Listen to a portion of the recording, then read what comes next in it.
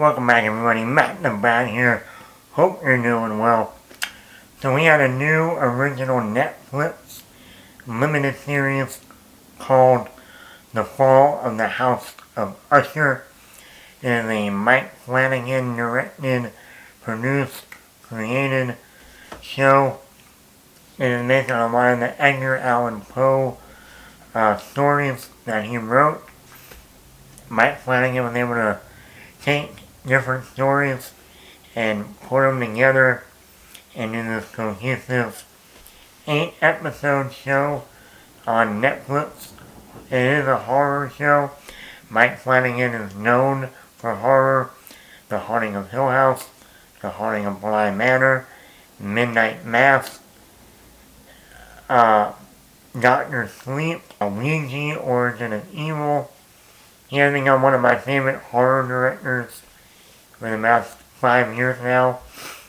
Anything that comes out of it has Mike Flanagan's name around it, I'm immediately hooked. I think he's one of the best horror directors working today. You don't hear much of him. You know, I think a lot of his work is on Netflix rather than in the theater. But he's done like Ouija, Origin of Evil, which was pretty good. Doctor Sleep. I actually went back and watched that last Wednesday before even watching this show.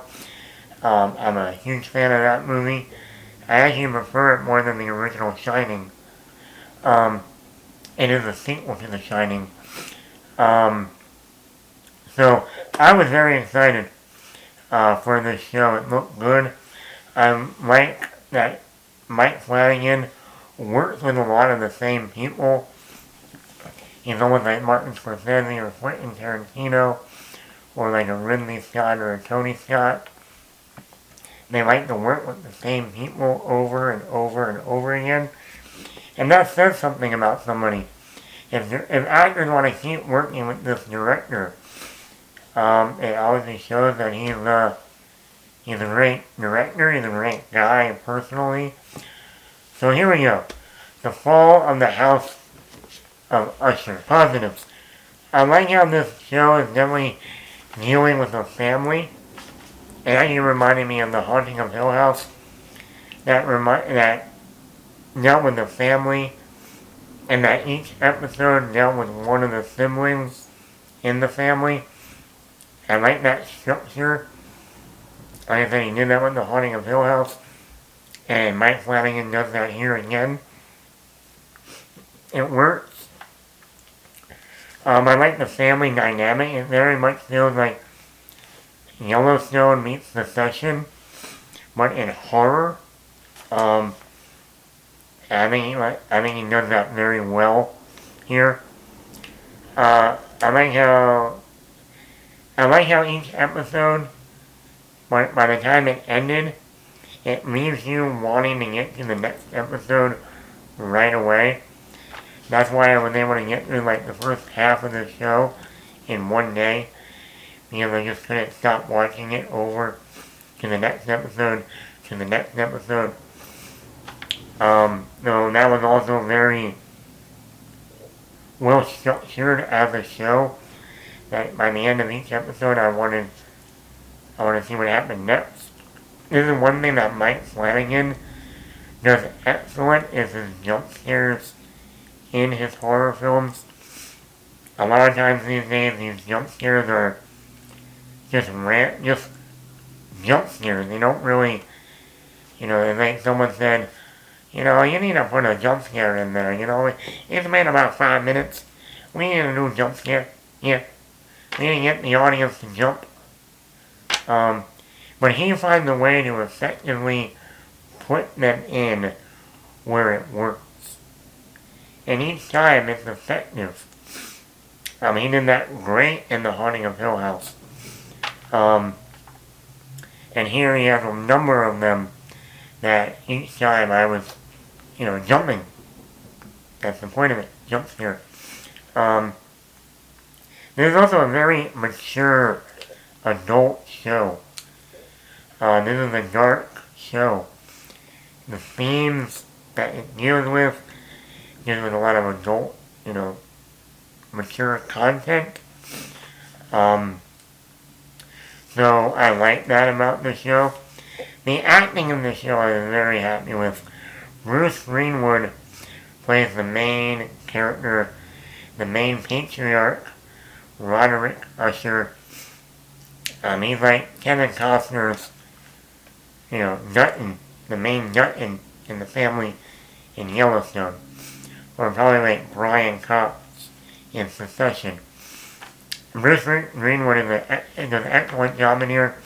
He has a lot of monologues throughout the show. Almost every episode has a monologue, and they're really good writing-wise. But Bru Greenwood just really does an excellent job in this show. And he works a lot with Mike Flanagan. You go back to like Gerald's Game. He was in Dr. Sleep. And now he has a main role in this. Willa Fitzgerald. Some people might know her from Scream, the TV show, or the new Amazon show Jack Reacher, or just Reacher. She plays the sister of Roderick. But these are in flashbacks when they're like young adults. Her name is Madeline Usher. And I thought Willa Fitzgerald did an excellent job in all her scenes. She's throughout the entire season, but in flashbacks. And she just does an excellent job. She's ferocious.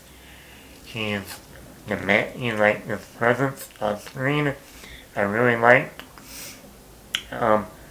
Co-star with Zach Gilford, as people might know from Friday Night Lights, Matt Saracen.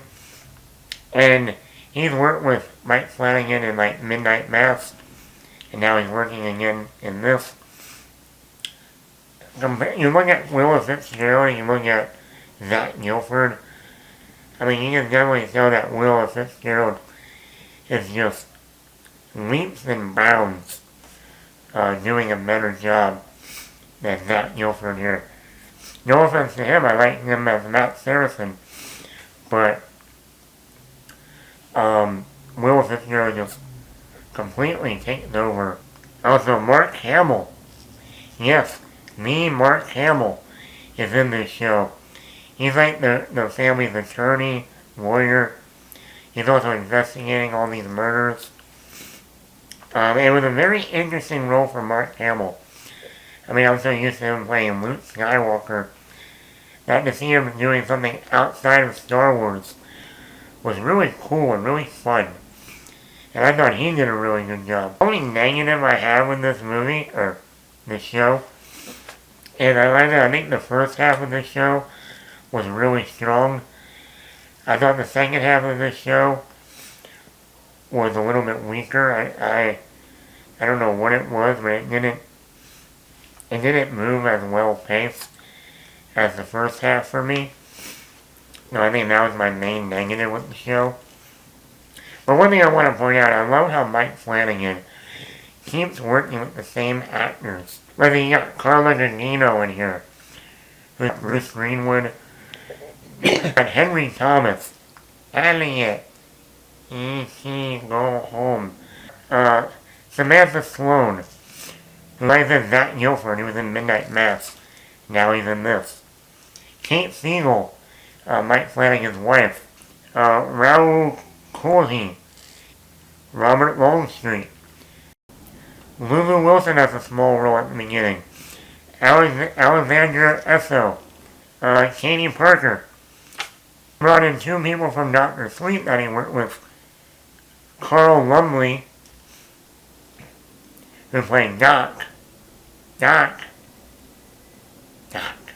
Halloran from The Shining.